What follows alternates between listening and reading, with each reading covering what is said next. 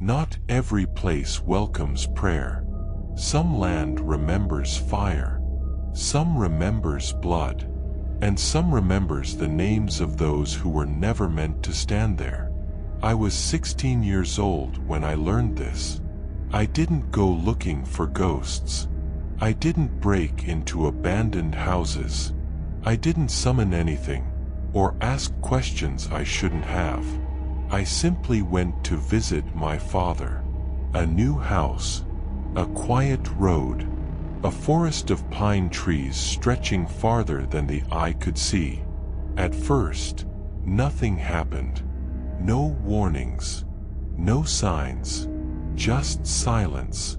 Then one night, I woke up unable to breathe, with a burned woman sitting on my chest, asking me why I dared to pray on her land. She told me my father had asked permission to live there, but I hadn't. She told me the spirits had been there for hundreds of years, and she promised that if I kept praying, I wouldn't survive the night.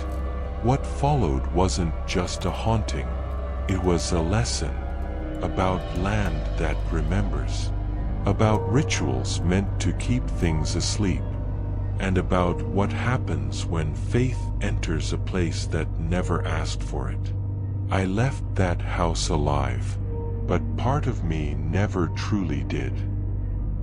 I was 16 that summer, old enough to understand when adults avoided the truth, young enough to still believe that places could feel safe if someone you loved was there. My parents had been divorced since I was 3. I barely remembered them together, only fragments. My mother's quiet sighs, my father's voice fading over the years. After the divorce, I stayed with my mom in Mississippi. My father moved to Alabama, chasing construction jobs wherever concrete needed to be poured and walls needed to be raised. He built houses for strangers, while becoming a visitor in my own life. Still, he tried. He called every week, sent money when he could, and every summer, without fail, he came to pick me up. Those summers were the only times I felt like I had 2 lives instead of one broken one. A few years later, he remarried. Her name was Linda. She sounded warm on the phone, soft-spoken, careful with her words. When I met her, she smiled often, asked if I was hungry, if I needed anything. She never crossed boundaries, and maybe that was the problem. I could feel that I was a guest in her home, not a son returning. Then came the call that changed everything. My father sounded different that night. Lighter, proud. After almost 10 years of saving, he said, we finally bought land. Land. Not a house in town, not a neighborhood, but rural land, deep in the Alabama countryside. Cheap land, quiet land. We're building the house ourselves, he continued. Out in the country, pine trees everywhere. I could hear the excitement in his voice, the kind I hadn't heard since before the divorce. And I made you a room, he added after a pause. A real room, just for you, for when you visit. That sentence stayed with me. A room made for me. That summer, when my father's truck crossed the state line into Alabama, the air felt heavier. The towns grew farther apart. Gas stations became rare. The road narrowed, stretched, emptied. Eventually, the paved road turned quiet. No streetlights, no traffic, just trees, rows and rows of tall pine trees standing like dark pillars. The house sat alone, completely alone. The nearest neighbor was far enough that you couldn't see their lights at night. The driveway was long and narrow, cutting through the forest like a scar. When we arrived, cicadas screamed in the trees, their sound almost unbearable, as if the woods itself were warning us away.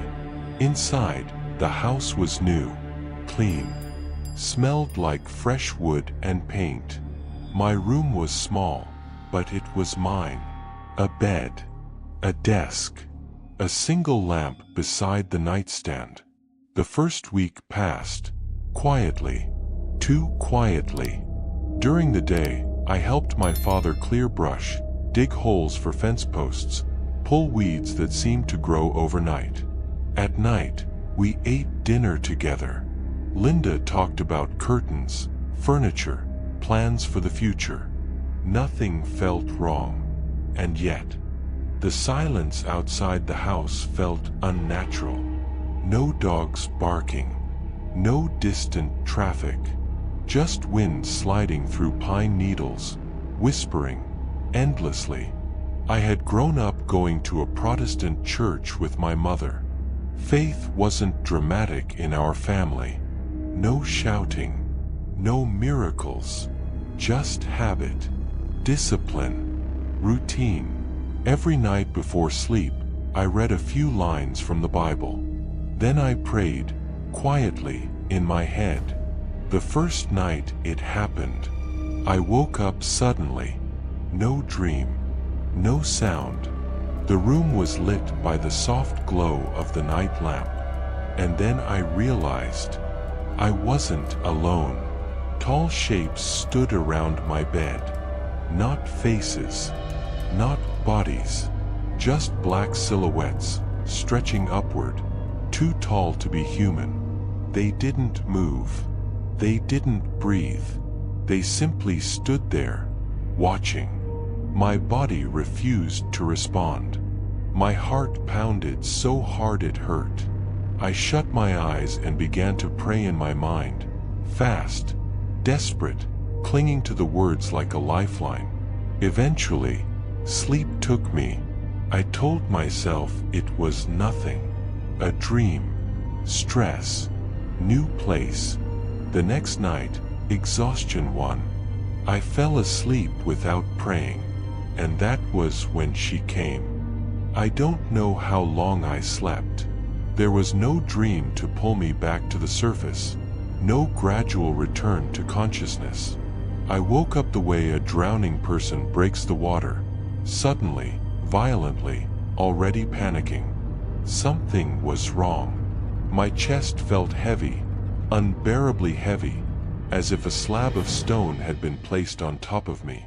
I tried to inhale and found no air. My lungs burned. My heartbeat slammed against my ribs. I tried to move. I couldn't. My arms were pinned. My legs were useless.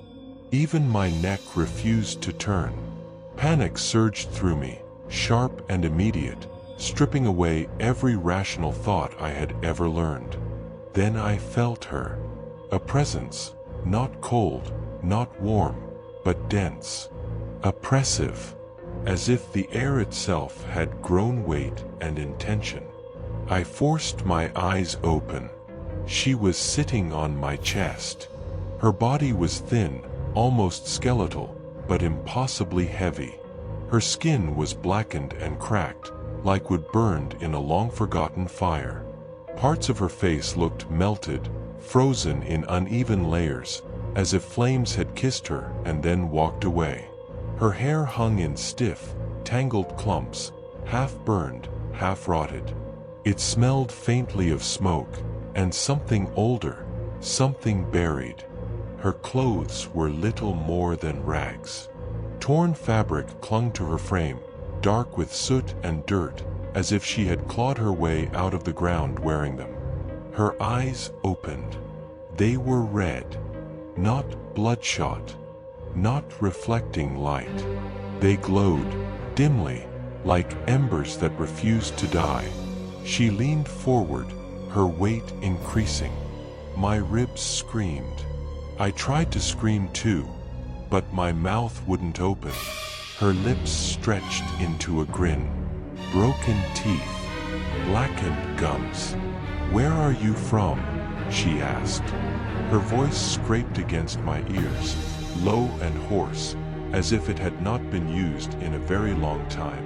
Each word felt deliberate, chosen, tasted. I tried to shake my head. Nothing happened. Why? She continued, leaning closer. Do you dare to pray here?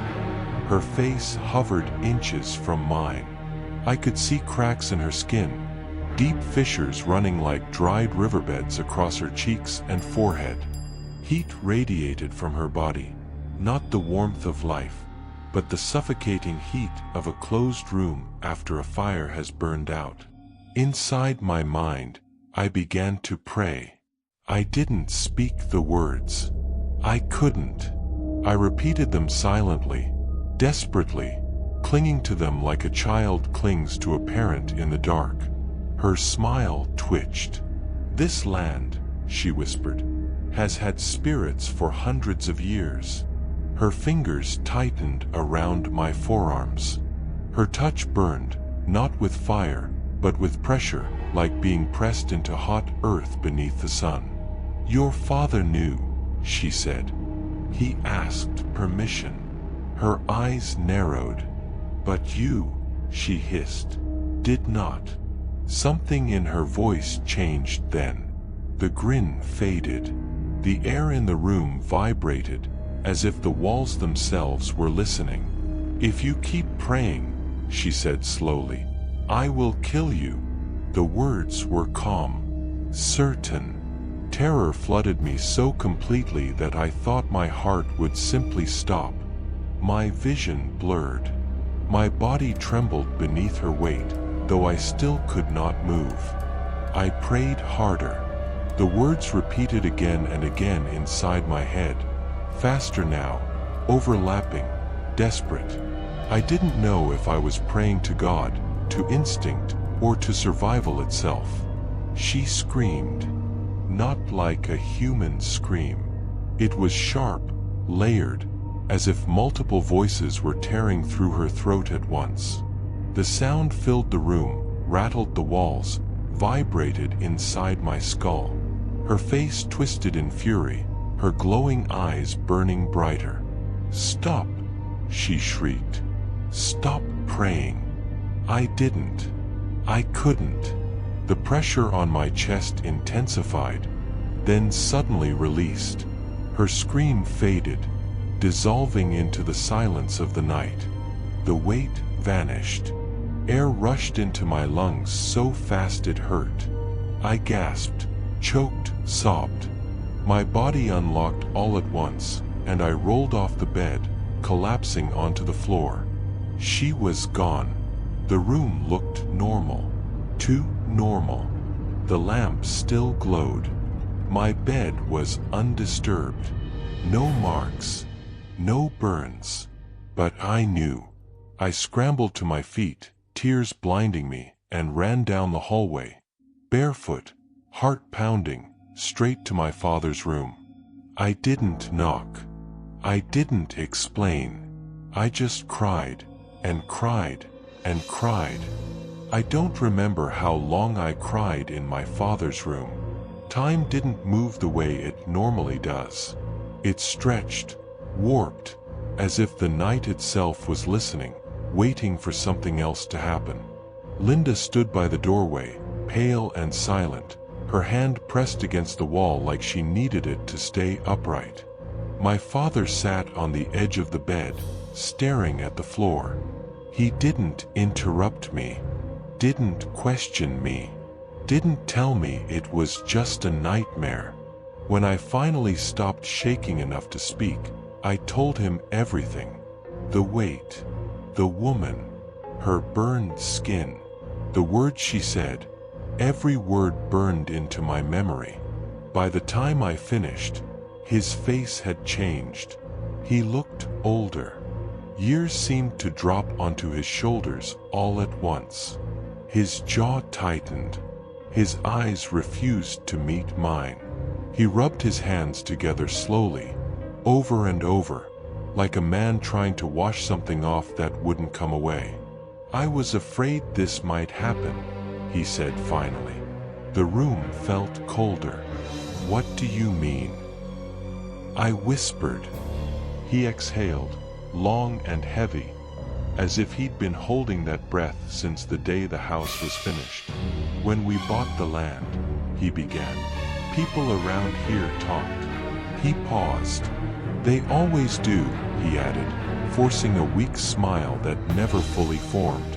The locals warned him that the land wasn't empty, not the way it looked on paper. Old land, they said. Land with memory. Land that had seen things long before houses and driveways cut through it.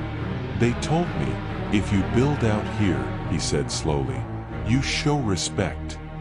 My stomach tightened. Respect how? I asked. He hesitated, then answered. A small ritual, he said. Nothing big, just something local. A way of asking permission. The word hung in the air. Permission. I didn't believe in it, he added quickly. Not really. But Linda insisted we shouldn't ignore them. Said it wouldn't hurt. My chest felt hollow. So you did it, I said. He nodded. It was just a gesture, he said. A meal left out. Some words spoken. No praying. Just acknowledgement. I thought of the woman's words. Your father asked permission, but you did not. You never told them about me, I said. It wasn't a question. His silence answered it. I didn't think it mattered, he whispered. I thought it was done. Finished. The house creaked. A sharp sound echoed from somewhere deep inside the walls, wood shifting, or something else adjusting itself. We all froze. Linda's breath caught in her throat. That was when the strange things began to feel intentional. Lights flickered at night. Doors that had been closed were suddenly open. Footsteps echoed through the hallway when everyone was in bed. Not loud, not rushing, just slow, measured, deliberate. Always at night. Always after prayer. One afternoon, my father called a distant relative, an older man who lived 2 counties away. Someone people whispered about. Someone who knew things. He arrived just before sunset. The moment he stepped out of his truck, he stopped. Didn't approach the house. Didn't smile. Just stood there, staring at the tree line, at the pines pressing close around the property. This place is wrong, he said quietly. Inside, he walked through every room slowly, his hand brushing the walls, the door frames, the corners. When he reached my bedroom, he stopped completely. They know you're here, he said to me. My throat tightened. This land, he explained later, was used during the Civil War. My father stiffened. Not a battlefield, the man continued. A burial site. Temporary graves. Shallow ones. Bodies moved. Forgotten. Left behind. Fire passed through here once, he added. Burned people alive. Burned homes. Burned prayers. I thought of her skin. Blackened. Cracked. You don't belong here, he said to me plainly. And they don't want you praying. That night, the house felt crowded. The walls pressed inward. The air grew thick. Shadows stretched where they shouldn't. I felt watched even when I closed my eyes, especially when I closed my eyes. My father packed a bag for me. We'll get through tonight, he said, forcing confidence into his voice. Tomorrow, you're going home. But the night wasn't finished with me yet. As I lay in bed, the wind howled through the pines like distant voices calling each other through the dark. I prayed. Quietly, carefully, and somewhere beneath the house, something answered. That night, no one slept. The house felt different after sunset. Not louder, not more violent, just alert. As if something beneath the floorboards had opened its eyes and realized it was no longer alone. The pines outside whispered constantly, not in gusts, not in storms, just a steady, hushed murmur, like voices speaking too softly to understand. The sound slid through the walls, seeped into the rooms, and settled in the corners. My father checked on me twice before midnight. "You're okay," he said each time, though his eyes told a different story. He kept the hallway light on. He left my door slightly open, as if that thin crack of visibility could hold something back. I lay in bed, stiff, listening. Every creak made my muscles tighten. Every shift of the house felt deliberate, measured, controlled. I prayed quietly, afraid to let the words grow too strong, afraid of being heard. At some point, exhaustion pulled me under, and the land opened itself to me. I stood outside the house, but it wasn't the yard I knew. The grass was gone. The ground had turned uneven, broken by dozens, no hundreds of shallow mounds. Old wooden markers jutted from the soil at crooked angles, their surfaces splintered, their words long erased. A cemetery. An old one. The house behind me looked wrong, faded, warped, as if it belonged to a different time. The pine trees loomed closer, their trunks blackened, scarred by fire. Then the ground began to move. Soil shifted. Dirt crumbled inward. Hands pushed up from beneath the surface, gray, blackened, burned. Fingers clawed desperately at the earth, pulling bodies upward inch by inch. Faces emerged next. Hollow eyes, charred skin, mouths frozen in silent screams. They didn't rush. They crawled, slowly, deliberately, dragging themselves toward the house. I tried to step back. My feet wouldn't move. The air thickened. The smell of ash and damp earth filled my lungs. The whispers from the trees grew louder, overlapping, layered, angry. "They remember," a voice said behind me. I didn't turn. "They remember the fire," it continued. "They remember the prayers that were cut short." The woman was there. Not on me this time, but standing beside me. Her burned face twisted into something like satisfaction. Her glowing eyes reflected the crawling dead. "You don't belong," she said softly. "You were never invited." The ground beneath me split open. I fell. I woke up screaming. My body convulsed violently, muscles locking, releasing, locking again. Pain exploded through my chest. I couldn't breathe. Air refused to come.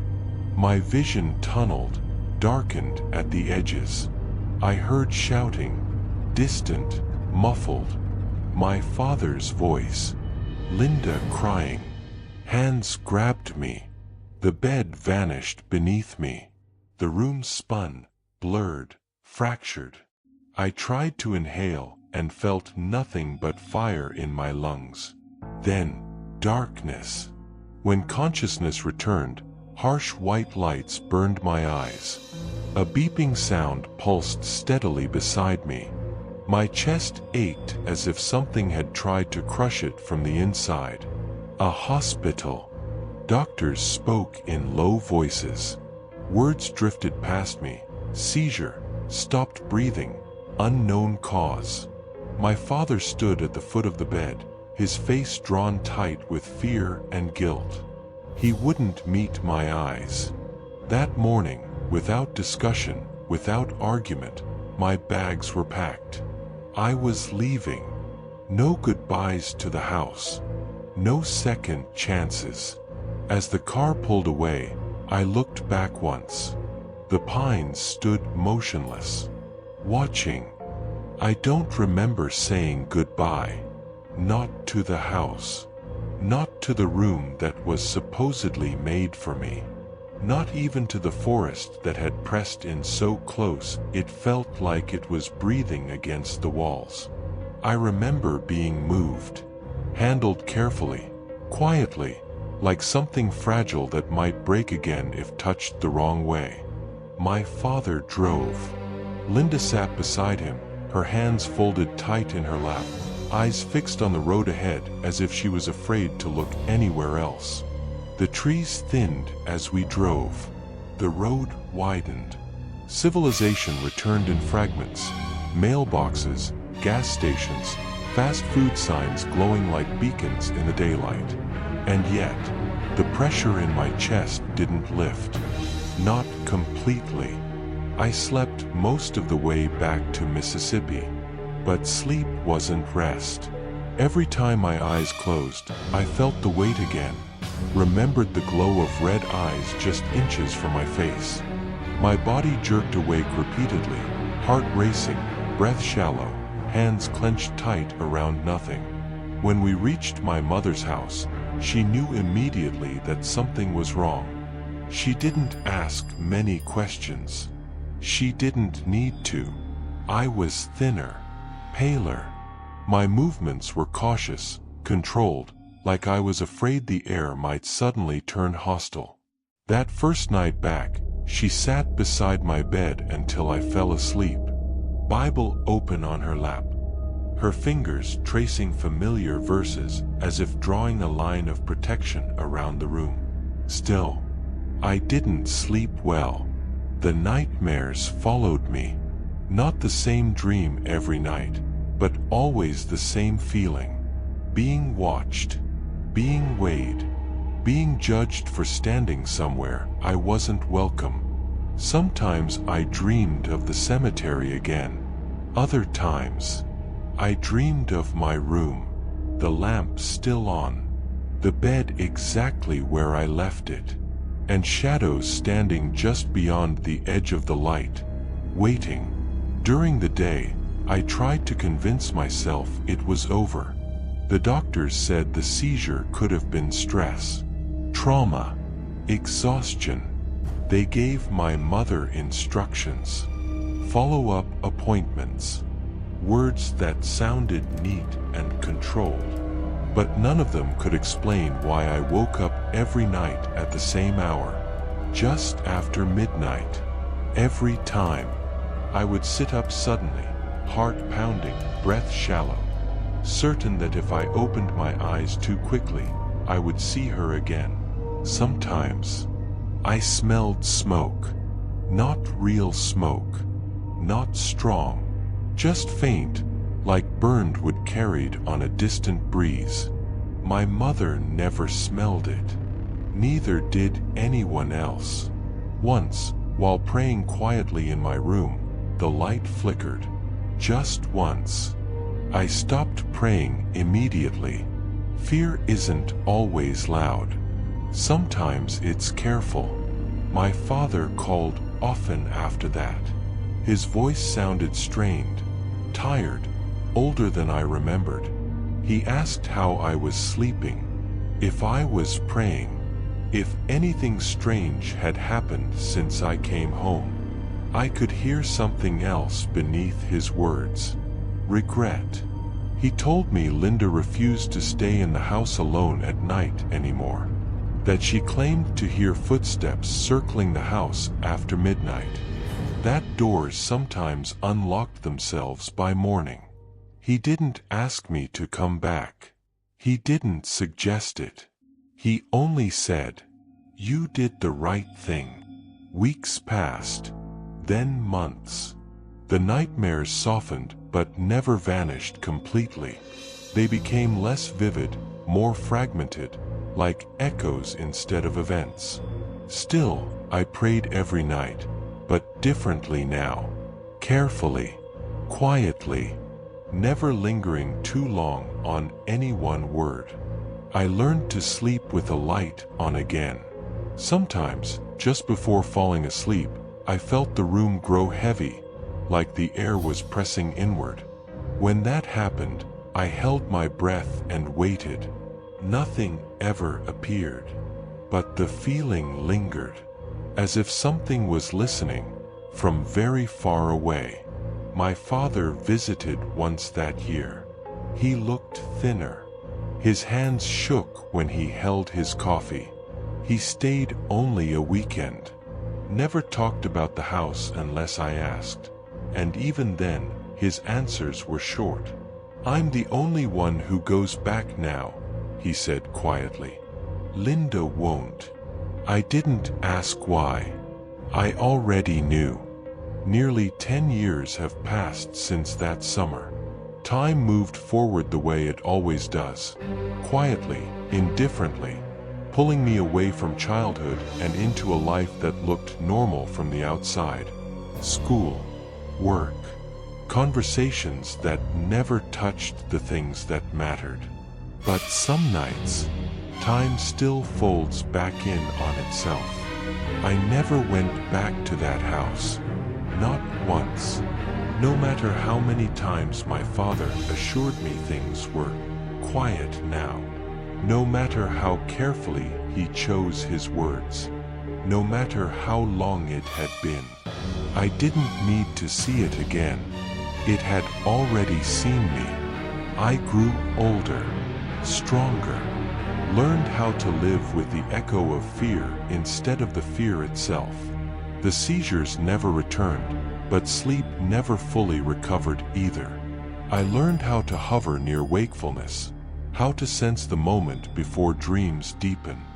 I still pray, every night, but I pray differently now. I don't linger. I don't raise my voice. I don't ask for signs. I keep my words measured, respectful, contained. Sometimes, in the stillness just before sleep, I feel that familiar pressure again. Not on my chest, not enough to panic, just enough to notice. Like a hand resting lightly where it shouldn't be. When that happens, I stop praying immediately and wait. My father is the only one who ever goes back. He never sold the house, never fully abandoned it. He says the land deserves to be visited, checked on, acknowledged. Linda never returned. She left quietly a few years after that summer. No dramatic arguments, no explanations.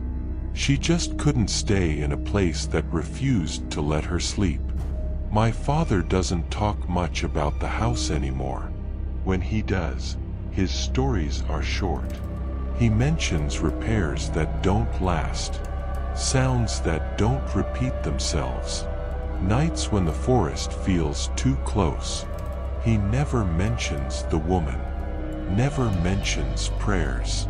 Once, during a visit, he looked at me for a long time before speaking. "You know," he said quietly, "I think it knows who I am now." I didn't ask what he meant. Outside, the wind moved through the trees, though there were no trees near us. I've learned something since then. Places remember. They remember fire. They remember blood. They remember words spoken and words withheld. And sometimes, they remember names. On certain nights when the world is quiet and my room is dim, I feel watched, not from the doorway, not from the corners, but from somewhere much farther away. As if a piece of land, hundreds of miles south, still knows exactly where I am. I don't dream of the cemetery anymore, but I dream of standing at the edge of something unseen, hearing whispers just beyond understanding, feeling the pull of a place that once claimed me and failed. I wake up before the dream finishes. I always do, because some doors don't close on their own, and some invitations, once refused, are never offered again. I have never returned to that house, and I never will.